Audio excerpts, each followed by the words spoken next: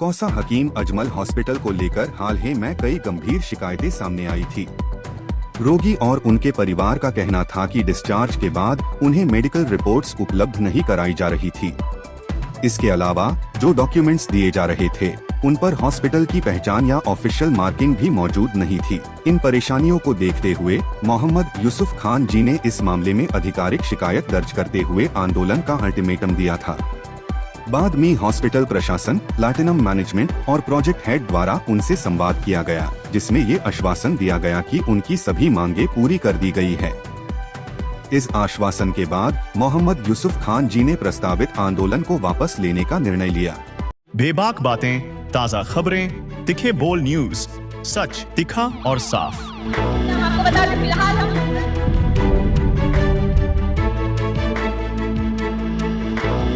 यूसुफ भाई, आज आप टीएमसी हॉस्पिटल यानी हकीम अजमल खान हॉस्पिटल कौसा आप आए हैं। आपने पहले शायद कुछ पत्र व्यवहार किया था और आंदोलन की चेतावनी दी थी। उसके बाद में आपको शायद कुछ लेटर अभी मिला है, तो किस बात का लेटर मिला है, क्या आपने लेटर डाला था और क्या आपकी मांग पूरी की गई है, उसकी जानकारी दीजिए। मैं 4 दिसंबर 2025 को एक लेटर दिया था कदम मैडम को, जो हमारी जगह डीन है कलवा छत्रपति शिवाजी महाराज रुद्रापुर के, और जो ये प्लेटिनम हॉस्पिटल है उनके अंडर में ही। तो हमने एक लेटर दिया था। लेटर ऐसा था कि हकीम अजमल जो खान ये रुग्णालय कौसा के अंदर और टीएमसी अंडर टेकिंग है, प्लेटिनम चला रहा है, उधर पे मीट जो डॉक्टर कर रहे थे। और जब इधर पे कोई बंदा डिस्चार्ज होकर जाता था तो उसको समरी दी जाती थी, डिस्चार्ज समरी, मगर उस पर किधर नाम नहीं रहता था प्लेटिनम का।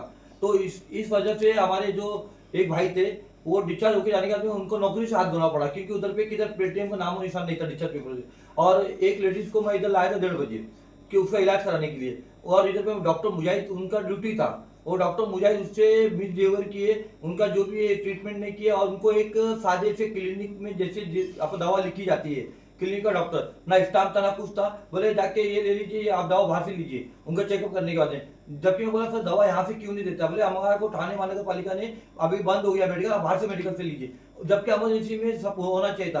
प्लेटिनम वाले को ऑलरेडी करारनामा के अंदर मेंशन है कि आपको सब सुविधा देना है आपको, तो मैं इस तरह का उन्होंने नहीं दिया। तो मैंने ये बात, और जब डिस्चार्ज होते थे लोग, डिस्चार्ज होते थे तो जिस तरह से हर हॉस्पिटल, आपका सरकारी हॉस्पिटल आपको पूरा रिपोर्ट देती है, तो उसी तरह प्लेटिनम भी देना चाहिए, ऐसा मैंने मांग किया था। और दिव्यांग इसलिए इधर शौचालय नहीं है, ऐसा बहुत सारी कमी थी दिव्यांगों के लिए, गरीबों के लिए। और इधर पे मेन था, इधर पे आधार कार्ड का था। तो आधार कार्ड जब हमारे कोई जेरोक्स वगैरह लेके आते थे तो जेरोक्स ये नहीं चलेगा, बोले आप ओरिजिनल पीसी अपना पीसी कार्ड लेके आओ। अब पीसी कार्ड के लिए बेचारे जाते थे भाग के, 50 रुपया खर्चा के। कार्ड क्यों मंगाते आप लोग? कार्ड की अंदर, और कार्ड लेने के बाद में आप लोग इन लोग ओरिजिनल रखते थे, इस तरह की मेरी वो कंप्लेंट के अंदर सब मेंशन था। तो मैंने 4 दिसंबर को जब लेटर दिया तो उन्होंने लेटर आपका मालगांव साहब को दिया कि कार्रवाई करो। तो मालगांव साहब ने प्लेटिनम को लेटर भेजा कि आप इस पे जो भी है हमको अहवाल सादर करो। तो अहवाल इन लोगों ने सादर कर दिया था, मगर उधर से मुझे कोई रिप्लाई आया नहीं।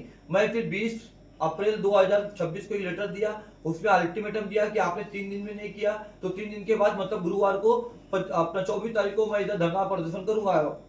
उसका अगर कायदा सूचना कुछ भी बिगड़ता है तो ठाणे महानगर पालिका को जिम्मेदार रहेगी। तो प्लेटिनम वालों ने मुझे बुला के एक लेटर दिया है कि हमारी जो भी मांग थी वो मांग को उन्होंने पूरा किया हुआ है, इसलिए हम लोग कल का जो ये अपना धरना प्रदर्शन है वो पोस्टपोन कर रहे हैं। अगर इन्होंने इसी तरह से अगर अपना सुविधा नहीं दी दिव्यांगों को और बाकी के मरीजों को, तो हमारा ये प्रदर्शन जारी रहेगा। हम बिना अल्टीमेटम के हम लोग इधर पे आके ठीक आंदोलन करने वाले हैं।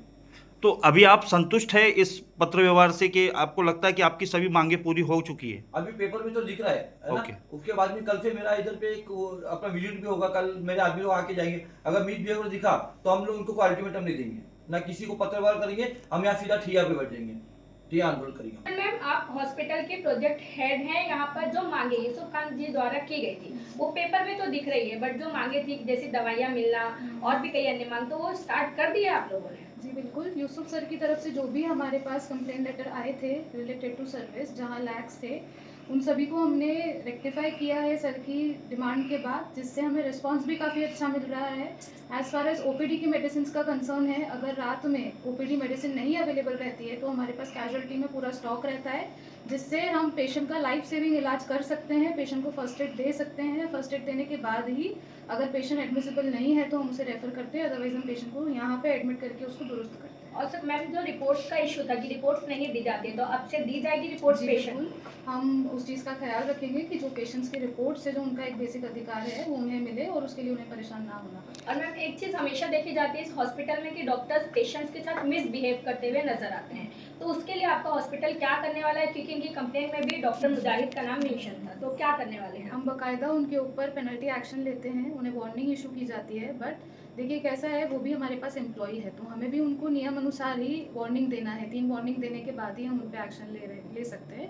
हालांकि अभी उनके बिहेवियर में बहुत डिफरेंस आया है। अब आप एक बार और सर्वे करिए सर, और कुछ सर्विस में लगता है तो आप हेल्प करिए। हमारा हॉस्पिटल NABH के लिए जा रहा है, मूरा के लिए बहुत अच्छी बात है कि गवर्नमेंट हॉस्पिटल NABH प्रोटोकॉल्स के अकॉर्डिंग चलेगा अब यहाँ पे। तो आप बताइए, हम सर्विस इंप्रूव करने के लिए हमेशा रेडी है। और ये सारी चीज़ें सिर्फ ऑन पेपर नहीं है, ये ऑफ पेपर भी है, जिससे पेशेंट्स को अभी बहुत फ़ायदा हो रहा है, अच्छा रिस्पॉन्स मिल रहा है। सिमरन मैम, कई बार देखा गया कि जो प्रेग्नेंट औरतें रहती हैं वो उनकी कंप्लेन में मेंशन था कि जीरोक्स लेने वो बाहर तक जाती हैं, तो उसका क्या सॉल्यूशन निकलेगा मैम? क्योंकि मतलब वो ऑलरेडी पेन में है, फिर वो जीरोक्स लेने जाएगी तो ये ma'am that is not being contracted to us अभी तक। ओके वो हम अनफॉर्चुनेटली नहीं देख रहे हैं डिपार्टमेंट, ओके। तो I won't be able to answer on that.